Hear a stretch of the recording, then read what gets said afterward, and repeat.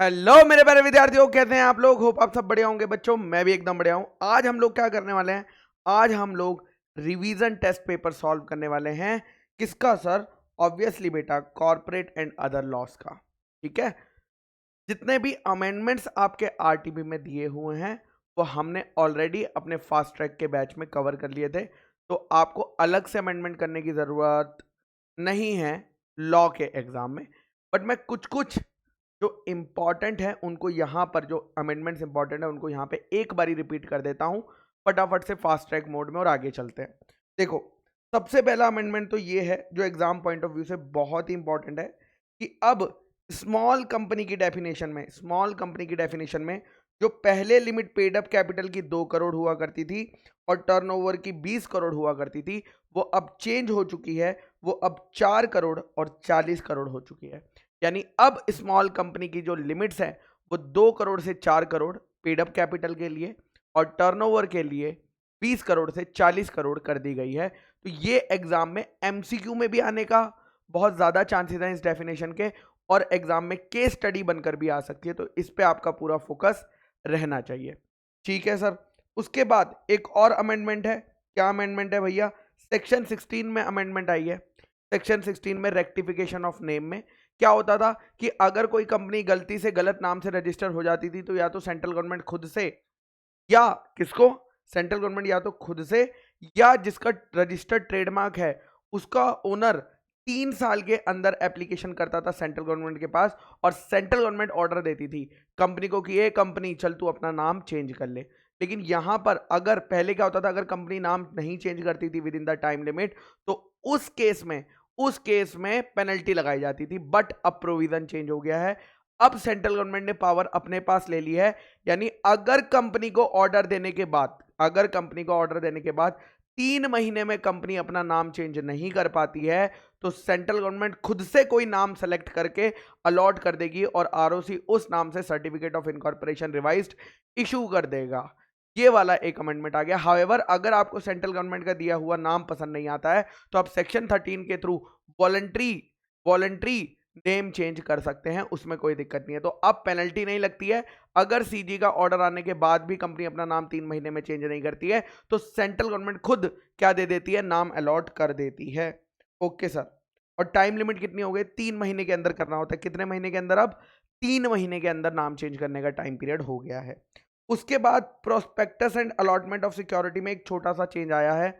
उसमें बोला गया है कि अगर कोई कंपनी, यानी यहाँ की इंडियन कंपनी, अगर कोई ऐसी बॉडी कॉर्पोरेट या नेशनल को प्राइवेट प्लेसमेंट का ऑफर करना चाहती है, प्राइवेट प्लेसमेंट करना चाहती है, तो वो तब तक नहीं कर सकती, ऑफर तब तक नहीं कर सकती जब तक कि उस बॉडी कॉर्पोरेट, कौन से बॉडी कॉर्पोरेट? उस नेशनल ने, कौन से, जो कौन सी कंट्री से बिलोंग करता है वो बॉडी कॉर्पोरेट या नेशनल, वो ऐसी कंट्री से बिलोंग करता है जिससे कि इंडिया कंट्री का लैंड बॉर्डर शेयर होता है। तो लॉ ने कहा है, क्या कहा है कि अगर एक कंपनी प्राइवेट प्लेसमेंट करना चाहती है, किनको?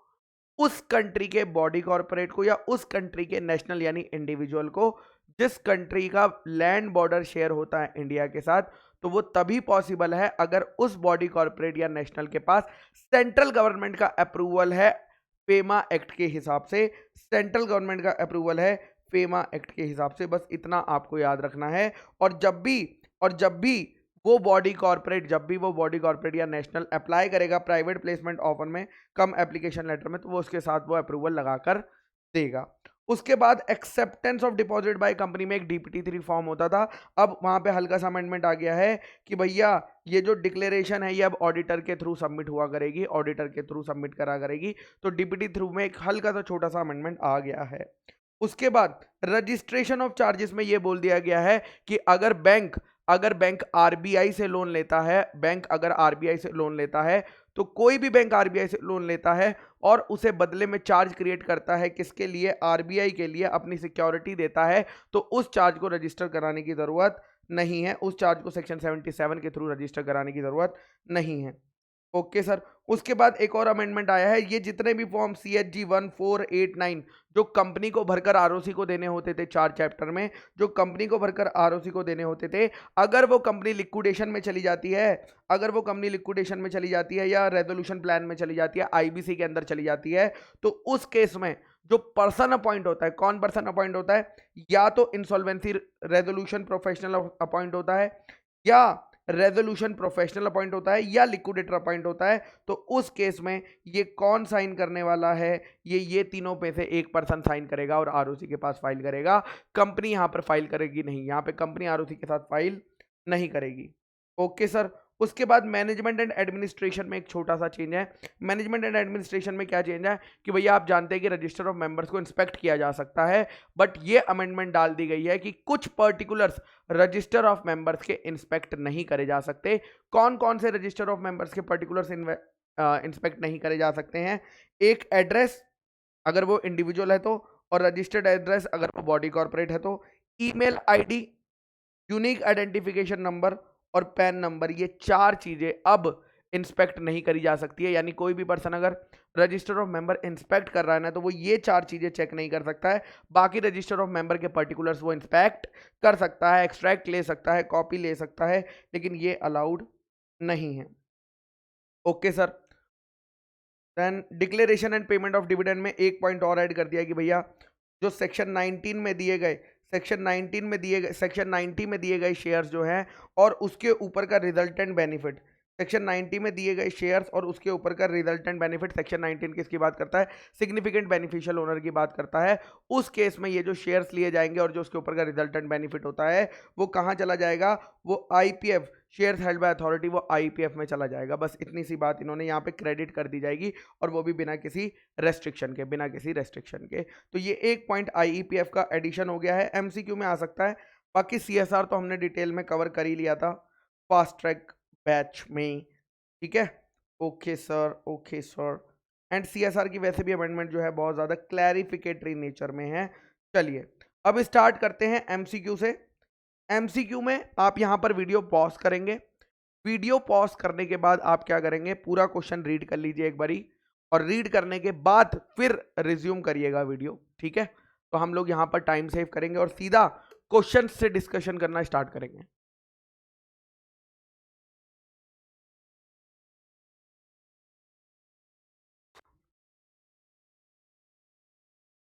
ओके सर, पढ़ लिया होगा आई होप आपने। हाँ हाँ सर, पढ़ लिया है, देख लो फिर मत कहना मुझे।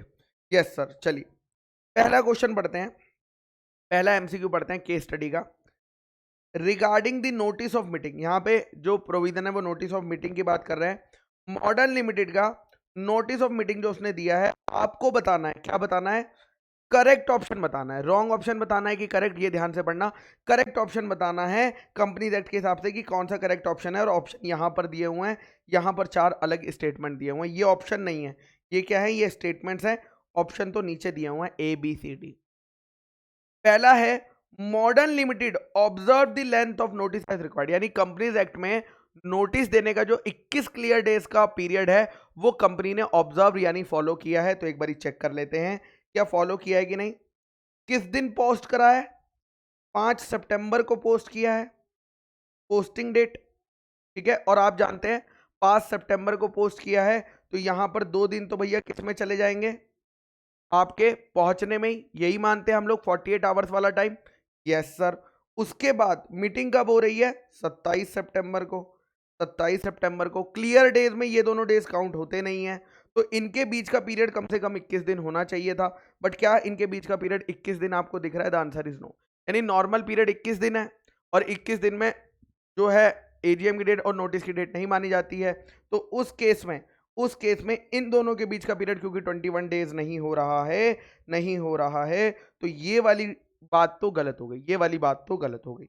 उसके बाद वो बोल रहे हैं नोटिस जो है जनरल मीटिंग का वो मेंबर को जाना चाहिए।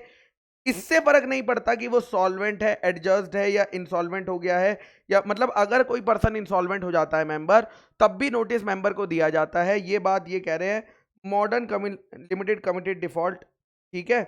ओके, लेकिन यहां पर देखिएगा notice shall be given to assignee of insolvent member. Modern Limited correctly did so. अब यहां पर देखिएगा जो लॉ क्या बोलता है, लॉ बोलता है अगर कोई भी मेंबर इंसॉल्वेंट हो जाता है ना तो उसके असाइनी को दिया जाता है, ना कि मेंबर को। तो यानी सेकंड पॉइंट, दोनों सेकंड और थर्ड एक दूसरे के कॉन्ट्राडिक्टरी बात करते हैं, तो दोनों में से कोई एक ही सही होगा। तो यहां पर कौन सा सही है? थर्ड वाला पॉइंट सही है। क्यों? क्योंकि अगर मेंबर इंसॉल्वेंट हो जाता है या एडजस्ट डिसॉल्वेंट हो जाता है तो उसके असाइनी को नोटिस दिया जाता है, उसके असाइनी को नोटिस दिया जाता है। और लास्ट पॉइंट, विलफुल ओमिशन यानी जानबूझ के भूल जाना, क्या किसी को नोटिस देना, जानबूझकर किसी को नोटिस ना देना, इससे क्या मीटिंग में जो भी प्रोसीडिंग्स होंगी वो सारी इनवैलिड मानी जाएंगी, वो सारी इनवैलिड मानी जाएगी। ये बात भी एकदम सही है। तो यहां पर कौन सी बातें सही हैं? थर्ड और फोर्थ। ये किस में ऑप्शन दिया हुआ है? Third fourth, third fourth, third fourth, B option दिया गया है। तो B is the correct answer. एक बार हम लोग चेक भी कर लेते हैं। अरे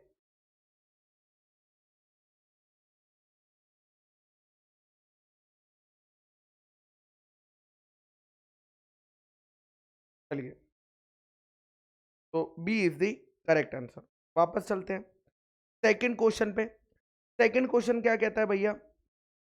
regarding the place of 18th AGM, place की बात कर रहा है। आपको बताना है कि कंपनी ने प्रोविजंस वायलेट करे हैं या नहीं करे हैं। पहला है वायलेशन, करा है, क्योंकि कंपनी सिर्फ और सिर्फ अपने रजिस्टर्ड ऑफिस पे कर सकती है, कंपनी सिर्फ और सिर्फ अपने रजिस्टर्ड ऑफिस पे कर सकती है। सेकंड, वायलेट किया है क्योंकि एजीएम या तो रजिस्टर्ड ऑफिस में हो सकती है या किसी और प्लेस पे हो सकती है विद इन सिटी, टाउन और विलेज जहां पे की रजिस्टर्ड ऑफिस है। थर्ड, कोई वायलेशन नहीं हुआ है बिकॉज एजीएम रजिस्टर्ड ऑफिस पे भी हेल्ड हो सकती है, कॉर्पोरेट ऑफिस पे भी हेल्ड हो सकती है, या other place with in the city भी हेल्ड हो सकती है, और जहां पे भी रजिस्टर्ड ऑफिस और कॉर्पोरेट ऑफिस सिचुएटेड है। और डी, कोई भी वायलेशन नहीं हुआ because AGM of the said company may be held at any place in India. ICI ने ये आंसर दिया है। आईसीआई ने कौन सा आंसर दिया है? डी आंसर दिया है। नॉर्मली ये आंसर देने के लिए, ये आंसर तब ठीक होता है जब ये बात हो कि मेंबर्स ने, ऑल मेंबर्स ने अपनी क्या दी हो? कंसेंट दे रखी हो एडवांस में, तो इंडिया में कहीं करी जा सकती है। तो ये आईसीआई ने अजम्पशन लेके इसका आंसर डी कर दिया है। चलो ठीक है, आईसीआई भगवान है, आप भी जानते हैं, मैं भी जानता हूं, तो अब क्या कर सकते हैं। चलिए, थर्ड थर्ड पॉइंट क्या बोलता है? Regarding vote casted by Miss Varnika. अगर हम मिस वर्णिका की बात करें जो कि एक प्रॉक्सी है, आपको बताना है कौन सी बात ठीक है वर्णिका के बारे में। पहला, आप जानते हैं कि जो प्रॉक्सी होता है वो शो बाय हैंड नहीं कर सकता है बट पोल पे कर सकता है। शो बाय हैंड उसे अलाउड नहीं है वोटिंग करना, बट पोल में अलाउड होता है। तो being proxy, Varnika is not allowed to cast vote on poll but she can post by show of hand. ये तो गलत बात लिखी हुई है। क्यों गलत बात है भैया ये? क्योंकि ये तो अलाउड नहीं है, इसका उल्टा अलाउड है। Being proxy, miss Varmika is not allowed to cast, कह रहे शो बाय हैंड में नहीं कर सकती है बट पोल में कर सकती है। ये बात एकदम सही लग रही है, बट फिर भी हमें आगे के दो ऑप्शन भी पढ़ने चाहिए, फिर भी हमें आगे के दो ऑप्शन पढ़ने चाहिए और उसके बाद हमेशा फाइनल डिसीजन लेना चाहिए। भले ही आपको सेकंड या फर्स्ट ठीक लग रहा हो बट एक बारी चार ऑप्शन जरूर पढ़ो।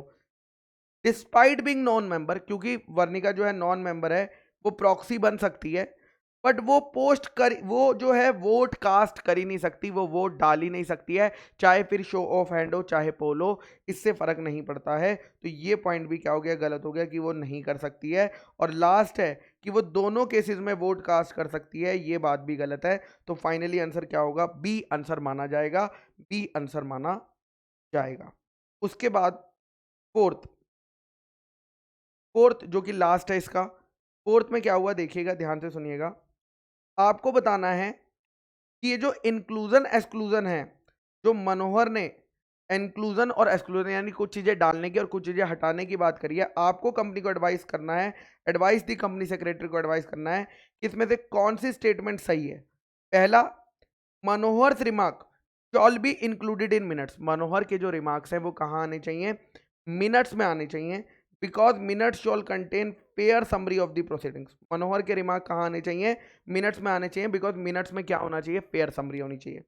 सेकंड पॉइंट, मनोहर का रिमार्क जो है नहीं आने चाहिए because remarks are made with intent to defame chairman and chairman opinion of inclusion and exclusion is immaterial in such case. यानी चेयरमैन का ओपिनियन क्या है उससे फर्क नहीं पड़ता, ये इसलिए नहीं आने चाहिए क्योंकि यहां पर चेयरमैन को डिफेम किया गया है। और third, mister Manohar remark shall be excluded. क्यों? क्योंकि चेयरमैन को लॉ ने, क्योंकि चेयरमैन को क्या दे रखी है, पूरी पावर दे रखी है कि वो डिसाइड करेगा कि मिनट्स का पार्ट क्या बन सकता है और क्या पार्ट नहीं बन सकता है। और last point, Manohar's remarks shall be included because many members challenge the chairman's opinion and feel remarks were not defamatory।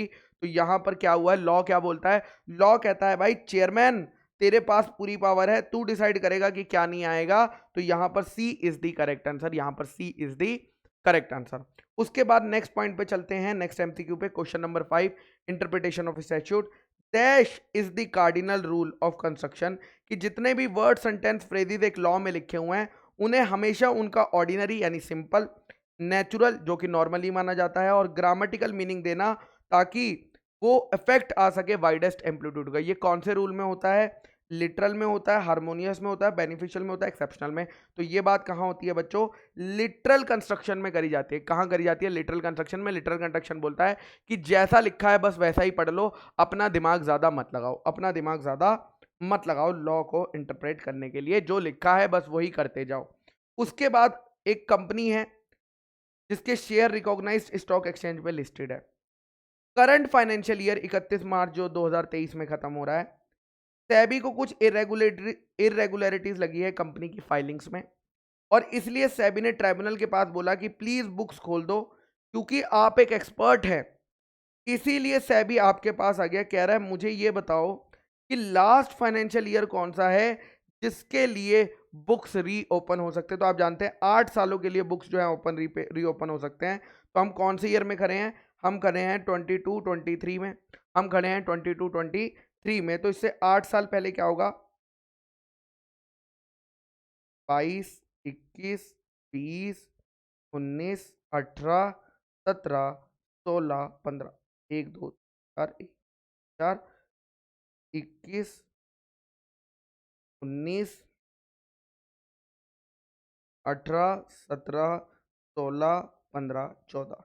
Year 1, year 2, year 3, year 4, year 5, year 6, year 7, year 8। ठीक है, तो यहां पे बेटा ये वाला 14-15 इज द करेक्ट आंसर। एक बारी हम लोग इसे चेक भी कर लेते हैं। 14 कौन सा क्वेश्चन कर रहे थे भाई साहब?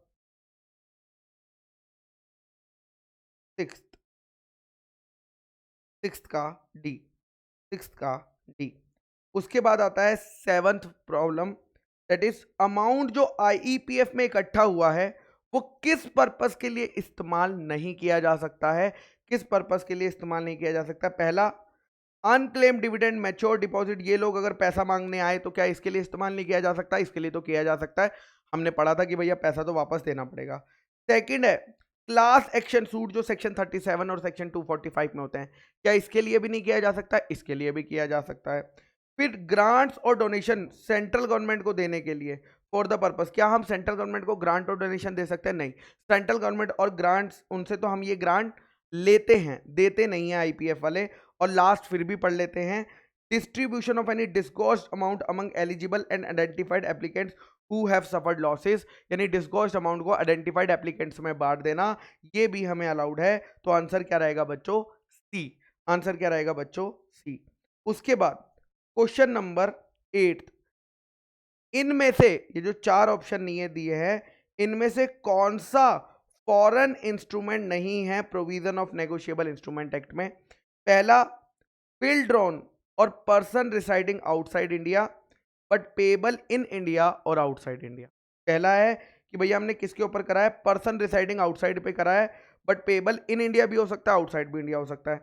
Person resident outside India but payable outside India, person residing outside India but payable in India, और person residing in India but payable outside India. अगर आप देखेंगे सब में payable outside India, payable outside India, payable outside India, but यहीं पर जो है पर्सन रिसाइडिंग इन इंडिया पे दिया हुआ है, बाकी तीनों में पर्सन रिसाइडिंग आउटसाइड इंडिया में दिया हुआ है। तो हमें तो वो बताना है ना जो फॉरेन इंस्ट्रूमेंट नहीं है। तो फॉरेन इंस्ट्रूमेंट कौन सा नहीं है? जो पर्सन रिसाइडिंग इन इंडिया पे किया गया है, जो bill draw person residing in India पे किया हुआ है, उसको हम क्या मानेंगे कि वो फॉरेन इंस्ट्रूमेंट नहीं है। यहां पे एक इंप्लाइड एजम्पशन ले ली है कि भैया बिल ड्रॉन इंडिया में हुआ है, क्योंकि यहां पे कहीं पर भी ये नहीं बताया बिल ड्रॉ कहाँ हुआ है, इंडिया में हुआ है, बाहर हुआ है, तो हमने ये एज्यूम कर लिया है क्योंकि ये इंडिया के पर्सन पे ड्रॉ हुआ है तो इसीलिए ये इंडिया में ही बिल बनाया गया होगा। ये हमारी एजम्पशन हमने की है, ये हमारी एजम्पशन हमने की है।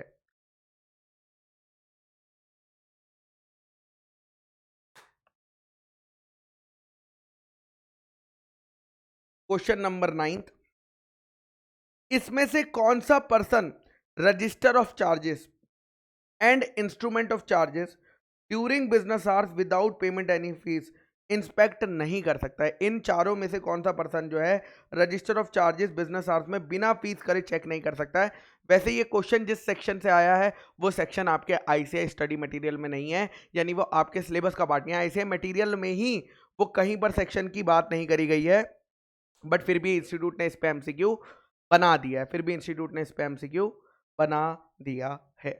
बट ठीक है, तो यहाँ पे बच्चों मेंबर्स जो हैं वो भी फ्री में देख सकते हैं, क्रेडिटर्स जो हैं वो भी फ्री में देख सकते हैं, persons other than member and creditor, हाँ ये वो पर्सन है भैया, ये वो पर्सन है भैया जो कि फीस दे के देख सकते हैं। And no person is allowed to inspect the register of charges, ये तो टोटली गलत है ही।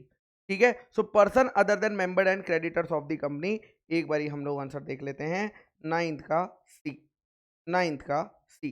लास्ट क्वेश्चन, ठीक है, एमसीक्यू का of course. As per the provisions of companies act 2013 relevant rules, एक eligible company is not permitted to accept from public और renew, यानी डिपॉजिट्स लेने के लिए which is repayable on demand और is less than dash months, dash month, हम कितने महीने कम नहीं ले सकते हैं? 6 महीने कम से हम अलाउड नहीं है, नॉर्मली डिपॉजिट जो है कम से कम 6 महीने का होना चाहिए। Further the maximum period of acceptance of deposit can not, maximum period कितना होना चाहिए? 36 मंथ, तो मिनिमम 6 मंथ, मैक्सिमम 36 मंथ। लेकिन कंपनी की शॉर्ट टर्म फंड्स रिक्वायरमेंट के लिए अगर कंपनी चाहे तो earlier than dash month subject to certain condition, यानी 6 महीने से भी कम का वो ले सकती है, कंडीशंस अगर फुलफिल होती है। और कंडीशंस क्या है कि भैया वो 3 महीने से कम का नहीं होना चाहिए। तो यहाँ पे देखो आपको ऑप्शन दिए हुए हैं 6, 36, 6, 3, 24, 3, 666, 366। तो यहाँ पे तो डायरेक्टली, अरे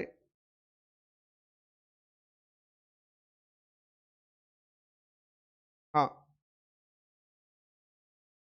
तो यहाँ पे तो बेटा डायरेक्टली ही 24 भी गलत हो गया, 60 भी गलत हो गया, 60, ये वाला आंसर मैक्सिमम 36 है और मिनिमम 6 है और 6 से कम करा जा सकता है, तो ये आंसर सही रहेगा। मैंने कैसे पता लगा लिया? मैंने इससे मैक्सिमम वाले से पता लगा लिया क्योंकि यह 60, 60, 24 लिखा था और मैक्सिमम तो 36 होता है, तो यानी ये वाला करेक्ट आंसर हो गया है। चलिए उसके बाद आते हैं, अब आते हैं किस पे? क्वेश्चन पे, सब्जेक्टिव क्वेश्चंस में। क्वेश्चन नंबर 11 बहुत ही सिंपल क्वेश्चन है, देखिएगा, बट नए टाइप का क्वेश्चन है, सिंपल है बट नए टाइप का क्वेश्चन है। एक कंपनी है जो कि अनलिस्टेड पब्लिक कंपनी है, क्या नाम है? हस्तप्रत, जिसमें 5 डायरेक्टर हैं और उसमें 2 इंडिपेंडेंट डायरेक्टर है। ओके भैया। एक कंपनी है जो सब्सिडरी कंपनी है, एक प्राइवेट लिमिटेड कंपनी है, देखो पी लिखा हुआ ना ब्रैकेट में, ब्रैकेट में भी, एक प्राइवेट लिमिटेड कंपनी है जो कि सब्सिडरी कंपनी है किसकी? हसप्रत लिमिटेड की, और वो एक्टिवली बिजनेस कैरी करती है। कैसे बिजनेस कैरी करती है? एक्टिवली मतलब बिजनेस में इन्वॉल्व है। जिसका paid up share capital, paid up capital 1.5 crore, members 40 और टर्नओवर 18 करोड़ है respectively. And the said company, ये कंपनी स्टार्टअप कंपनी भी नहीं है। आपको बस इतना बताना है ऊपर के सिनेरियो को देख के, क्या कंपनी को कैश फ्लो बनाना पड़ेगा या नहीं बनाना पड़ेगा? क्योंकि कैश फ्लो जो है वो 4 तरह की कंपनियों को एग्जाम्प्ट है। एक 1 पर्सन कंपनी को कैश फ्लो नहीं बनाना पड़ता है, स्मॉल कंपनी को कैश फ्लो नहीं बनाना पड़ता है, डोरमेंट कंपनी को कैश फ्लो नहीं बनाना पड़ता है, और प्राइवेट स्टार्टअप कंपनी को कैश फ्लो नहीं बनाना पड़ता है। ये 4 कंपनियों को कैश फ्लो बनाने से एग्जाम्पशन है, यानी वो चाहे तो बना सकती है बट लॉ ने मैंडेटरी नहीं करा हुआ है, लॉ ने मैंडेटरी नहीं करा हुआ है। बट क्वेश्चन ये आता है कि आपको बताना है कि क्या ये कंपनी 1 पर्सन कंपनी की डेफिनेशन में फॉल करती है, क्योंकि अगर करेगी तो कैश फ्लो नहीं बनाना पड़ेगा। तो क्या संकुल प्राइवेट लिमिटेड एक 1 पर्सन कंपनी है? यहां पे लिखा हुआ है 40 मेंबर्स, तो 40 मेंबर्स है, यानी क्या ये 1 पर्सन कंपनी हो सकती है? नहीं। नेक्स्ट है स्मॉल कंपनी, क्या ये स्मॉल कंपनी है? तो आपने देखा होगा ये प्राइवेट लिमिटेड कंपनी सब्सिडरी है दूसरी कंपनी की, ये प्राइवेट लिमिटेड कंपनी सब्सिडरी है दूसरी कंपनी की, तो स्मॉल कंपनी बनने के लिए आप किसी की सब्सिडरी नहीं हो सकते हैं। है ना। तो यहां पर ये कंपनी सबसे स्मॉल कंपनी भी नहीं है, 1% कंपनी भी नहीं है। क्या ये कंपनी डोरमेंट कंपनी है? डोरमेंट कंपनी जो कंपनी कोई बिजनेस नहीं करती है और आरओसी के पास एप्लीकेशन करके क्या कर लेती है, खुद का स्टेटस डोरमेंट बनवा लेती है। लेकिन यहां पर तो लिखा हुआ है actively carrying on it's business, यानी ये बिजनेस एक्टिवली कैरी ऑन करती है, तो ये डोरमेंट कंपनी भी नहीं है। बट क्या ये प्राइवेट कंपनी है? क्योंकि प्राइवेट स्टार्टअप कंपनी को एग्जाम्पशन है, तो यहां पर डायरेक्टली क्लियरली लिखा हुआ है कि ये एक स्टार्टअप कंपनी भी नहीं है, यानी इसको चारों एग्जाम्पशन नहीं मिलेंगे। और ऊपर से ये प्राइवेट कंपनी भी नहीं है। सर ये तो प्राइवेट है ना भाई, subsidiary of public is deemed to be treated as deemed public company, तो इस केस में ये प्राइवेट भी नहीं मानी जाती। अगर ये स्टार्टअप होती भी तो भी एग्जाम्पशन नहीं ले पाती। उसके बाद आता है क्वेश्चन नंबर 12। अगेन एक सिंपल क्वेश्चन है। एक अमन है इंजीनियर जिसने अपनी एक नई कंपनी खोली, किस नाम से? Nuts and bolts private limited, nut and bolt के नाम से खरीदी। उसने कंपनी को रजिस्टर कर लिया सेम नाम से, लेकिन बाद में पता चला कि नट और बोल्ट तो किसी का रजिस्टर्ड ट्रेडमार्क है, किसी और का। आफ्टर 5 साल, 5 साल के बाद ट्रेडर जो ट्रेडमार्क का ओनर था, उसने उसे ये बात पता चली और उसने एप्लीकेशन कर दी रेलेवेंट अथॉरिटी के साथ। आपको बताना है क्या कंपनी का नाम चेंज करने के लिए जबरदस्ती करी जा सकती है? अब क्या सीजी ऑर्डर करेगा? द आंसर इज नो, क्योंकि एप्लीकेशन कितने टाइम में आनी चाहिए थी? 3 इयर्स में आनी चाहिए थी। 5 इयर्स में आने का कोई फायदा नहीं है। 3 इयर्स का टाइम सेक्शन 16 में दिया हुआ है। बट नेक्स्ट क्वेश्चन है, क्या रिक्वेस्ट करी जा सकती है क्या कंपनी की? यानी रिक्वेस्ट करी और अगर कंपनी मान गई तो क्या कंपनी खुद से अपना नाम चेंज कर सकती है? जी हाँ, सेक्शन नंबर 13 को फॉलो करके कंपनी वॉलंटरी नेम चेंज कर सकती है, वॉलंटरी नेम चेंज कर सकती है। फिर क्वेश्चन नंबर 13, वैसे ये सेम क्वेश्चन पहले भी आ चुका है ना, हमने डीपीपी में भी आपको कवर करवाया है।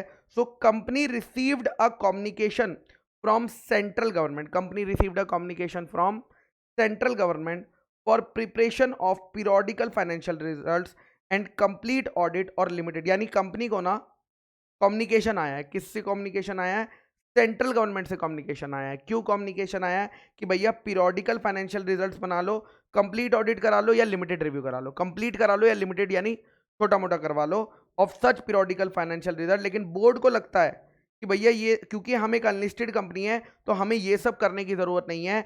आपको बताना है कि क्या ये बात बोर्ड ऑफ डायरेक्टर्स सही कह रहे हैं या नहीं कह रहे हैं। तो यहाँ पे सेक्शन 129A लग जाता है, जो कहता है कि सेंट्रल गवर्नमेंट के पास पावर है कि वो किसी अनलिस्टेड पब्लिक कंपनी को भी ये सेक्शन लगा सकती है और बोल सकती है कि भैया आपको क्या करना पड़ेगा, पीरियोडिकल फाइनेंशियल रिजल्ट्स बनाने पड़ेंगे और उसका ऑडिट या लिमिटेड रिव्यू करना पड़ेगा। तो बोर्ड ऑफ डायरेक्टर्स एकदम गलत बोल रहे हैं, बोर्ड ऑफ डायरेक्टर्स एकदम गलत बोल रहे हैं। Okay sir.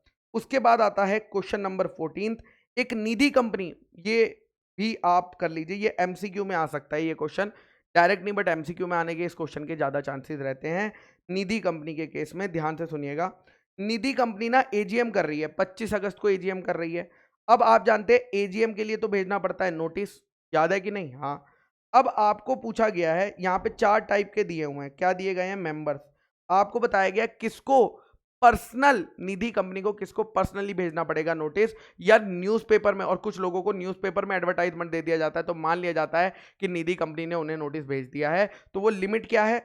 वो लिमिट है 1% of paid up share capital और ₹1000 face value whichever is lower. इन दोनों में से अगर कोई भी लिमिट फुलफिल हो जाती है तो हम उसको क्या करते हैं, हम उसको नोटिस पर्सनली भेजते हैं, अलग से भेजते हैं।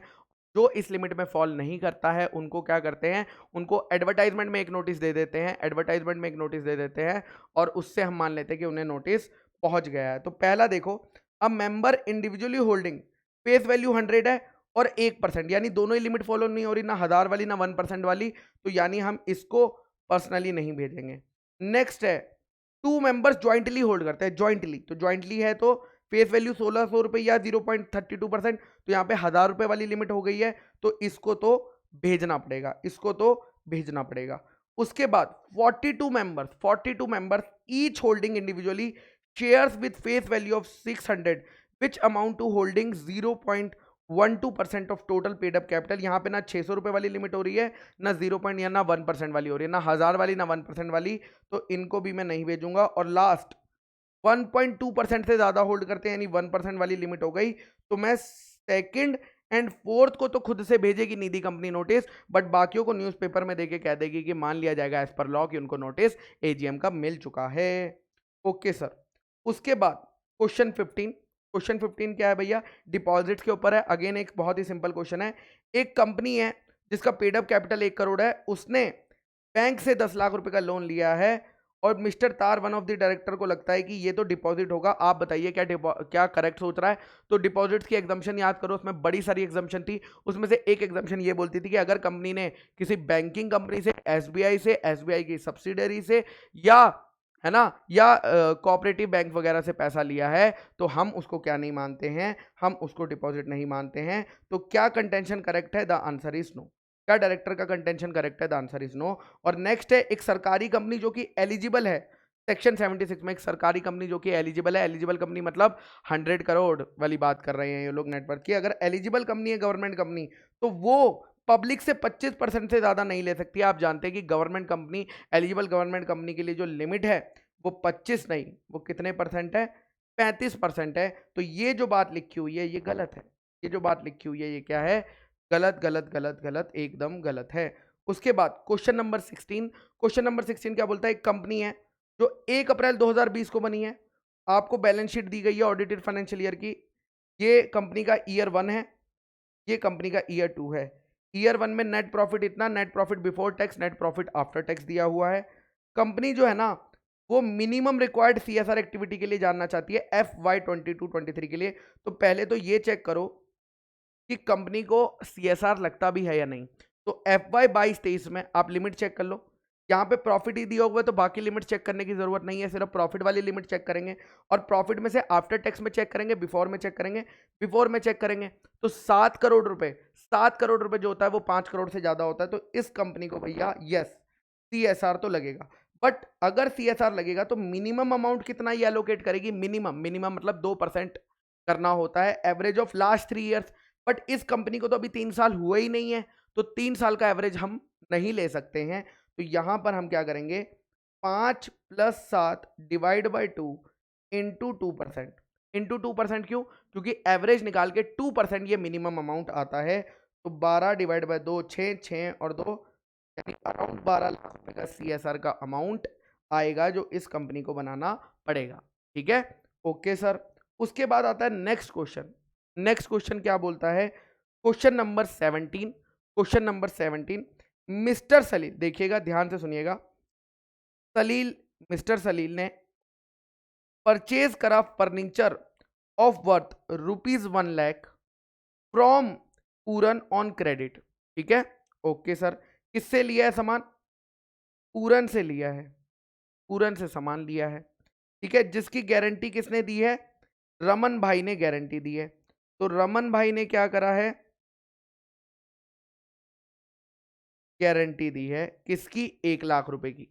ठीक है, अब जब ड्यू डेट आई तो सलील पैसे नहीं दे पाया, could not make the payment due to financial crisis. तो मिस्टर पूनम ने क्या करा? केस फाइल कर दिया किसके ऊपर? सीधा रमन के ऊपर। आप जानते हैं एज पर लॉ जो पूरन है वो डायरेक्टली केस फाइल कर सकता है रमन के ऊपर इंस्टेड ऑफ सलील, ये लॉ में अलाउड करा गया है। ठीक है सर। मीनवाइल लेकिन जब पूरन ने रमन पर केस करा तब तक सलील के जो फादर थे, सलील के जो फादर थे वो 20,000 रुपए पूरन को दे चुके थे on behalf of his son already, यानी 20,000 रुपीज पूरन को मिल चुके थे। अब सिर्फ कितने मिलने बाकी रह गए थे? 80,000 मिलने बाकी रह गए थे। अब हुआ क्या? Mister on behalf of Raman ने, रमन को क्योंकि इस पेमेंट के बारे में नहीं पता था तो उसने क्या करा? उसने पूरे 1 लाख रुपए पूरन को एज श्योरिटी दे दिए, क्योंकि उसने वो श्योरिटी था तो उसने पूरे 1 लाख दे दिए, क्योंकि उसे लगा भाई मैंने 1 लाख की गारंटी ली थी, 1 लाख रुपए देना होगा। सलील ने नहीं दिया तो उसने 1 लाख रुपए दे दिए। आफ्टरवर्ड्स रमन को जब ये बात पता चली कि भैया सलील के फादर ने ऑलरेडी ये पैसे दे चुके थे 20,000, तो पूरन को उसने जाके कहा भाई मैंने तुझे 1 लाख करे थे, 20,000 तो वापस कर दे, 20,000 वापस कर दे, तेरे को 20,000 का एक्स्ट्रा पेमेंट आ गया है। मिस्टर पूरन ने देने से मना कर दिया, कहने लगा मुझसे सिर्फ एक ही बंदा पैसा वापस मांग सकता है, तू नहीं। सलील खुद आकर ये 20,000 मांगेगा तो दूंगा, लॉफुली मैं तुझे देने के लिए एलिजिबल नहीं हूं। आपको एक्सप्लेन करना है इंडियन कॉन्ट्रैक्ट एक्ट 1872 को देखकर, आपको एक्सप्लेन करना है इंडियन कॉन्ट्रैक्ट एक्ट 1872 को देखकर कि क्या जो रमन श्योरिटी है क्या वो रिफंड क्लेम कर सकता है क्या 20,000 रुपए का? क्या वो क्लेम कर सकता है? तो ये कौन से प्रोविजन पर क्वेश्चन है कि लाइबिलिटी जो होती है श्योरिटी की वो को एक्सटेंसिव होती है। वो को एक्सटेंसिव होती है, यानी एकदम सेम टू सेम होती है। तो जब सलील के फादर ने 20,000 रुपए दे दिए थे तो सलील की लाइबिलिटी 20,000 से कम हो गई थी, तो श्योरिटी को सिर्फ 80,000 रुपए देने चाहिए थे, इसीलिए। और उसने क्योंकि एक्स्ट्रा पेमेंट कर दी है, तो वो एक्स्ट्रा पेमेंट में जो 20,000 रुपए की एक्स्ट्रा पेमेंट कर दी है, तो वो रमन पूरन ही है ना, हाँ, 20,000 रुपए वापस ले सकता है लीगली, 20,000 रुपए वापस ले सकता है लीगली। नेक्स्ट आता है नेगोशिएबल इंस्ट्रूमेंट एक्ट 1881 में। भैया क्वेश्चन नंबर 18 क्या बोलता है, देखना ध्यान से सुनना। A bill of exchange is drawn payable to Amir or order. देखो क्या हुआ, एक बिल ऑफ एक्सचेंज बनाया, किसी बंदे ने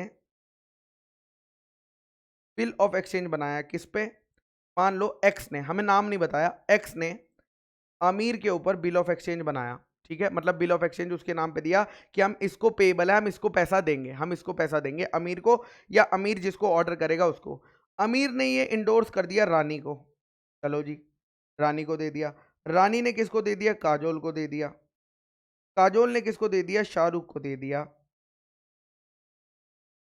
शाहरुख ने किसको दे दिया, माधुरी को दे दिया, ठीक है। और माधुरी ने किसको दे दिया, वापस अमीर को दे दिया, वापस ये बिल ऑफ एक्सचेंज अमीर को दे दिया। अब वापस घूम फिर के बिल किसके पास आ गया है, अमीर के पास आ गया है, अमीर के पास आ गया है।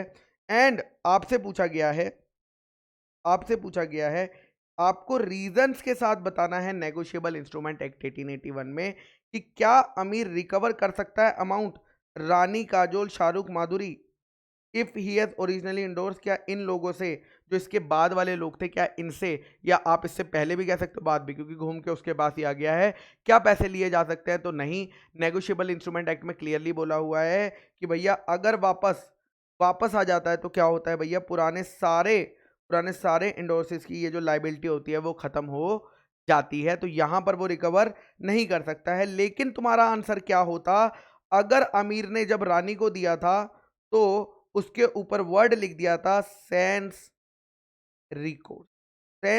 सेंस रिकॉर्ड्स का मतलब होता है कि भैया अब इस बिल पे मैं लायबल नहीं रहूंगा, इस बिल पे मेरी लाइबिलिटी नहीं रहेगी। तो यानी अमीर ने जब ये रानी को दिया तो रानी को पता था कि अब अमीर उस पे लायबल नहीं है, तो जब घूम फिर के अमीर के पास ये बिल आ जाएगा, तो अब अगर अमीर माधुरी से मांगेगा, फिर माधुरी शाहरुख से मांगेगी, शाहरुख काजोल से मांगेगा, और काजोल रानी से मांगेगी, बट रानी आमिर के पास नहीं जा सकती क्योंकि सेंस रिकॉर्ड है। इसीलिए सेकंड वाले केस में आमिर जो है वो पैसे रिकवर कर सकता है, सेकंड वाले केस में आमिर जो है वो पैसे रिकवर कर सकता है, ठीक है सर। उसके बाद जनरल क्लॉजेज एक्ट क्या बोलता है भैया, M owned a land with 50 tamarind trees, 50 tamarind trees. M के पास एक लैंड है जिसपे कि 50 ट्रीज है, इसने क्या करा, इसने वो लैंड बेच दी और टिम्बर बेच दी, जो कि ट्रीज, जो वो 50 ट्रीज काटने के बाद जो टिम्बर आई थी वो टिम्बर, तो दो चीजें सेल हुई हैं, एक पेड़ काटने के बाद जो टिम्बर आई वो सेल हुई है, और एक लैंड सेल हुआ है। अब किसको बेची, एम ने एन को बेची है। एम जानना चाहता है कि ये जो सेल ऑफ टिम्बर है, ये जो टिम्बर बेची गई है, tantamount to sale of immovable property, क्या ये सेल ऑफ इमूवेबल प्रॉपर्टी मानी जाएगी, यानी जो लैंड और टिम्बर बेची गई है क्या इसे सेल ऑफ इमूवेबल प्रॉपर्टी माना जाएगा या नहीं माना जाएगा, और ये बात आपको जनरल क्लॉजेज एक्ट 1897 से देनी है। तो नॉर्मली क्या होता है, इमूवेबल प्रॉपर्टी होती भैया तो हम लैंड बिल्डिंग वगैरह जो है वो मान लेते, ट्रीज को भी हम इमूवेबल प्रॉपर्टी मान लेते, लेकिन इस केस में अगर आप देखेंगे तो जो टिम्बर है वो ट्रीज काटने के बाद सेल हुई है, इसलिए अब वो इमूवेबल प्रॉपर्टी नहीं रही है, और क्योंकि वो इमूवेबल प्रॉपर्टी नहीं रही है, क्योंकि वो इमूवेबल प्रॉपर्टी नहीं रही है, इसीलिए इसीलिए जो लैंड की सेल है, जो लैंड की सेल है वो क्या मानी जाएगी, इमूवेबल प्रॉपर्टी की सेल मानी जाएगी, लेकिन जो टिम्बर की सेल है वो इमूवेबल प्रॉपर्टी की सेल नहीं मानी जाएगी। एक बारी मैं इसको आपको इसका आंसर भी दिखा देता हूं,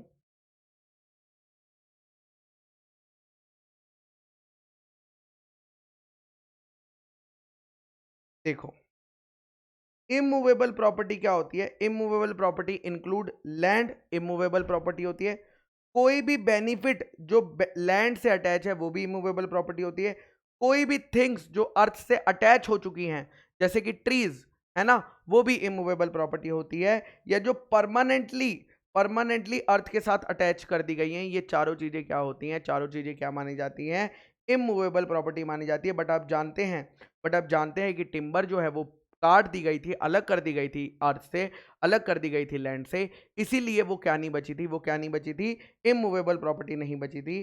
सो M sold land along with timber of 50 टेरामेंट।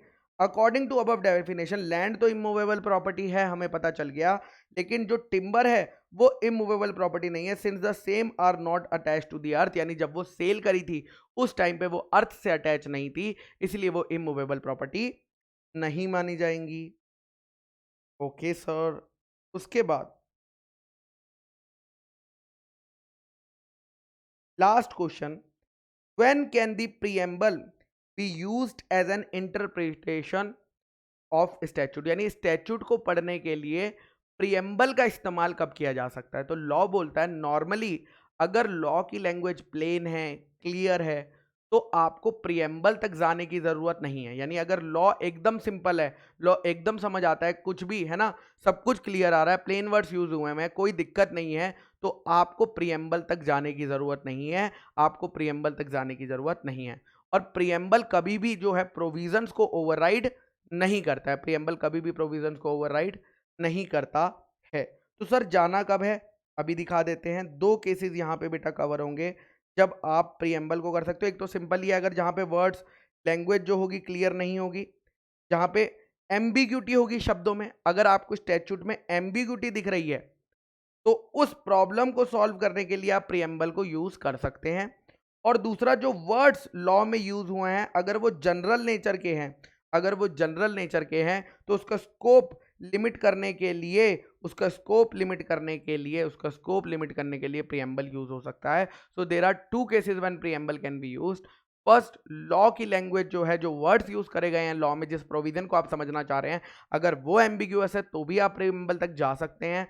और दूसरा, अगर जो वर्ड्स लॉ में है वो एम्बिगियस तो नहीं है लेकिन जनरल इन नेचर है, तो जनरल इन नेचर है, उस केस में भी उस वर्ड्स को लिमिट करने के लिए आप क्या कर सकते हैं, रिजॉर्ट कर सकते हैं। कौन कर सकता है, कोर्ट जा सकता है। कैसे जा सकता है, court can resort to the preamble to determine the scope और limited application for which the words are meant, कि उन शब्दों का रियलिटी में क्या मीनिंग माना जाएगा इस एक्ट के पर्पस के लिए।